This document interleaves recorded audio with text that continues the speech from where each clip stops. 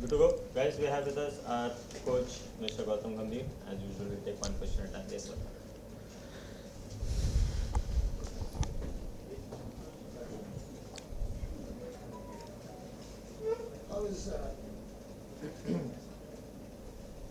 I can hear it, don't worry. Yeah, no, mic has to be there. How is it to see that match-winning innings, especially on a day that was most needed? And how do you describe that from Sanju? He's a world-class player. We all know that how good a player Sanju is. And it was all about backing him. And then when the team needed him the most, obviously today was a day where he probably showed his true potential as well. And hopefully this is a time for him to kick off. And probably 2 more games to go, hopefully. Yeah, Gautam, congratulations on the win. Thank you. A big part of the victory was set up by how your team kept Shea Hope quiet in the power play and the first innings, less than 100 strike rate. You used your bowlers interestingly as well. Could you just describe the plan you had to Shea Hope and what you thought of the bowlers' execution to ensure that him being West Indies' highest run scorer so far could operate only at 90? Look, I thought we started off really well, especially when you play this kind of a game of this magnitude. You got to start off really well with the new ball. And Arsh and Hardik, the way they started off in the first 3 overs was really good. And then Aksar bowled 2 overs in the power play, which was again a great job done by him, because it's never easy on this wicket, on this ground, to bowl 2 overs in a power play. But Aksar did that really well. So I thought that we came out of the power play really well. The power play didn't go away from us, which again was very important, because once the power play goes away from you, it's very difficult to contain after the power play. So I thought that once we had the power play in our hand, then obviously we were always in control of the game. Gautam, congratulations Thanks, on the Ritu. win. Congratulations for reaching the semi-final. But would you say Sanju really showed West Indies how to do the Gangnam style with his footwork today? Talk to us a little bit about the footwork and the way he accelerated the innings.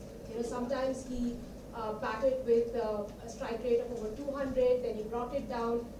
How he controlled. Look, I actually thought that he never accelerated the innings. It was just a very, very normal cricketing shots. I never saw any muscling the ball as well, and that is the kind of talent he has. When you know that you're in control of the game and you know that you're feeling good, he's hitting the ball really well in the nets, and it's about going in the middle and showcasing that skill that you had. And obviously he knew that the wicket was very good, quick outfield as well. But again, I've always said that he's a world-class player. He's a great talent, and hopefully he can kick off from now, and hopefully we can see a lot more innings like this from Sanju. And footwork? Look, again, the most important thing is that when you're batting well in the nets, obviously you start moving really well. And the last inning was important against Zimbabwe. Yes, people will keep looking at his scores and stuff, but then coming back into the team and then playing that kind of innings of 23-24, I thought must have given him a lot of confidence, because obviously the guy had a tough series against New Zealand, but we always knew the kind of potential he had. And most importantly, I thought that the way he was batting in the nets was absolutely brilliant. So I think we've got 2 guys now, Ishan and Sanju, who are really good for Indian cricket, especially they can keep wickets as well. So I think we've got really good guys, hopefully for the future as well. I can't hear you. Hello, can you? Yep. Taking you from your last answer, like when Sanju was not picked in the 11 in between, so what kind of conversation as a coach you had with him to keep him in the right frame of mind? Look, I have conversations with everyone, and the most important thing is the guy who are part of this squad are world-class players, and that's where they're representing the country.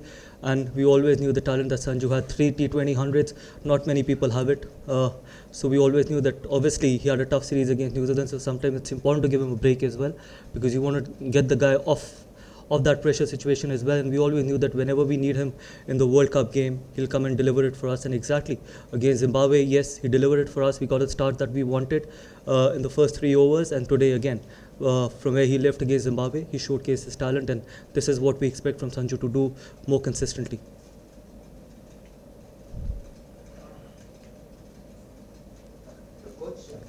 Yeah, that's okay. No worries. Yeah, coach, we have seen you have a lot of conversations like with different players, be it Abhishek, Tilak, Sanju here. When there are a lot of talks around strike rates and how the players are not getting off the blocks like they were doing in bilaterals, what is your role, to tell them not to overcomplicate things, and what are your messages that you give to the One thing players? is very clear, that bilaterals are very different to World Cups. The pressure is different. the competition is different. Obviously, the stakes are much higher as well. Bilaterals, you've got the time to make a comeback, but in World Cups, you don't have a time to make a comeback. And more importantly, yes, people can talk about it that they expect us to play the same brand of cricket what we've played in the bilaterals as well. But you can imagine the pressure the boys go through, especially most of the games are must-win games as well, and sometimes wickets can be tricky as well. During the bilaterals, there were a lot of dew in the second innings as well, but we didn't see a lot of dew during this World Cup campaign.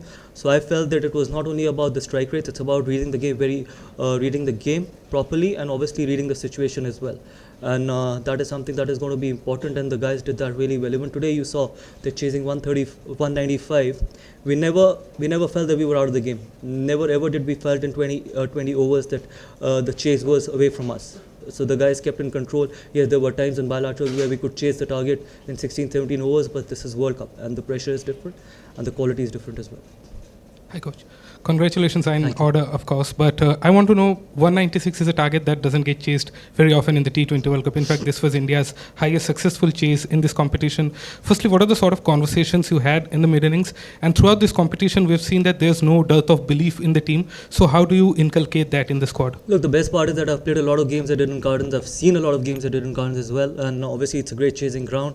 And we always knew that it's probably the quickest outfield in the world at the moment. And so chase is never out of control. Till you have wickets in hand, you can chase anything on this ground. We saw that in the IPL as well, where 260, 270 were getting chased as well. So we knew that if we can have wickets in hand, we were always under control. And again, I thought the partnerships are important, irrespective of how the format is, which format we are playing. That partnership between Sanju and Surya obviously settled the nerves as well. So I thought those small partnerships can make a massive role, and someone had to break the game. So Tilak broke the game for us in the middle with that cameo, and then Sanju batted till the end. So I thought that it was a very clinical run chase.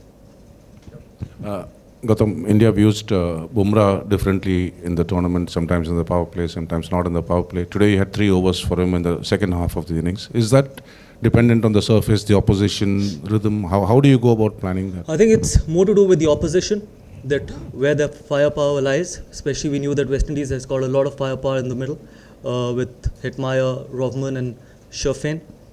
And we know that those guys are quality players. Those guys can take the game away from us. So we always knew that we needed someone like Bumrah in the middle to bowl at them. And I thought Hardik did a really good job, because sometimes bowling against these guys on this kind of a wicket, your fifth bowler actually can always be under pressure. Hardik and Aksar, I thought, controlled the game for us, because those 8 overs were very crucial. We knew that Arsh, Bumrah and Varun were always about to bowl their 4 overs. So I thought that for me today, I think the most important thing was how Hardik and how Aksar bowled. Yes, we can keep talking about other 3 bowlers, but that's the reason why we felt that Bumrah was important in the middle. So every time we have a big over, we can go back to Bumrah and try and control the game, because you don't want in a T20 game 2 back-to-back big overs as well. So that can take the game away from you. So for me, I think Bumrah is a banker, and we'll continue to use him in different ways. Coach, in these high-pressure games, nerves can play a part, irrespective of how experienced a player is. But Sanju never looked like he was, overawed by the occasion. Is that just down to mental strength? I think it's down to experience as well, and mental strength as well. Come the big games, come the knockout games, come the World Cups, it's all about mental, it's not about skill. You don't change skill in literally 1 week or 2 days or 3 days. It's about how much can you absorb the pressure. And I've always believed in one thing: the guys who absorb the pressure the best will have the best chance to win this competition. So I think today was a great sign that we were able to absorb the pressure. As I said, that 195 on any wicket on any ground is never easy in a crunch game, in a must-win game. So I felt that I think absorbing the pressure was the key. Gautam, in these big tournaments, they often say that peaking at the right time. After the South Africa defeat, India has had 2 big wins against Zimbabwe and against West Indies, heading into semi-finals and potentially a final. So do you think that with all the pieces falling together nicely, the team is really picking well? Look, I don't believe in all this peaking at the right time. You got to win every game that you represent your country, as simple as it can get. There is nothing sort of peaking at the right time. It's a short tournament. It's a tournament that comes and goes very quickly. So you got to try and play your A game every time. And it's a format like that where you can't take any opposition for granted. So for me, I think all this peaking at the right time, I don't believe in. We turn up playing for the country. We represent 140 crore Indians. So we want to turn up and win each and every game possible. Coach, tactically, if you could just talk about how things unfold in the dugout, because even today we saw a lot of messages going around. You had a discussion with Hardik. the over before he got Rutherford out, and he signaled to you after getting that wicket. So clearly he was operating to a plan. And the entry points of batters, because you have 8 batters who can bat in any and every situation. So how do you as a coaching unit in consultation with Surya kind of take those calls on when to introduce a batter or to use your bowling? Because you use Varun differently, Bumrah was used differently. So is it more instinct driven, or do you rely on a lot on data and videos to take those calls? I don't believe in data, honestly. I've never seen a data. I don't even know what data is all about. I absolutely do not believe in it, because I feel it's more about instinct. T20 cricket is about instinct and backing your instinct as well. Whatever knowledge I have about the game and T20 format, I try and probably give it to the captain, try and help him out as much as I can, but ultimately it's the captain that takes the final call. But data and all, I don't believe, honestly, because it's very overrated. For me, I think we are very fortunate that we've got world-class players. We've got guys who we can use differently, because not many teams have that luxury. Imagine someone like a Jasprit or a Arshdeep or even Varun. We can use them at any phase of the game as well, come the 20 overs. And from the batting point of view, we've got power. I think that is something which is very important. When you've got power, you're never away from the chase, you're never away out of the game as well. You've got people like Tilak, who's batted really well in both the innings. He's batted out of his position. He's batted at number 3 initially, but now when we pushed him at number 5, 6, see how he's batted. So you've got that talent. You need to have that talent where you can bat out of positions, and more importantly, positions again are overrated. I feel that it's about going out there and doing the job for the team, and that is what team sport is all about, and that will continue to be our philosophy going forward. Hello, Coach at the back here. Could I ask your thoughts on now going to Mumbai and facing England in the semi-final? What are the challenges there? Look, they're a world-class team, they're a quality team, they've got a lot of quality players as well, and we all know that Wankhede is a tough venue, and hopefully I think we can turn up and see that again, another opportunity to do something special for the team, for the country as well, and hopefully we play a best game as well. That is going to be very important, and hopefully we can keep ticking all the boxes, which is going to be important, because we will need a special effort to beat a quality side like England. Coach, congratulations on a splendid victory. You spoke about Akshar, you spoke about Varun, but those 2 boundaries from Shivam Dube changed the course of the match. Is the recipe of your success dependent on contributions from everybody? You have created a system where everybody contributes in a little way, and that combines to create a delicious dish. Look, glad you're talking about every contribution, because for too many years we've only spoken about certain contributions. This is a team sport, and this will always remain a team sport. For me, I think Shivam's those 2 boundaries are as important as Sanju's 90, because if he wouldn't have been able to hit those 2 boundaries, probably that 95 you wouldn't have even spoken about. So it's not only about 95, yes, he played a special inning, but those small contributions actually helps you win games as well. The big contribution makes headlines. The small contribution, the contribution that can help the team win across that line is going to be very important, and that's why I say that this is going to be the philosophy going forward till I'm there. Thank you.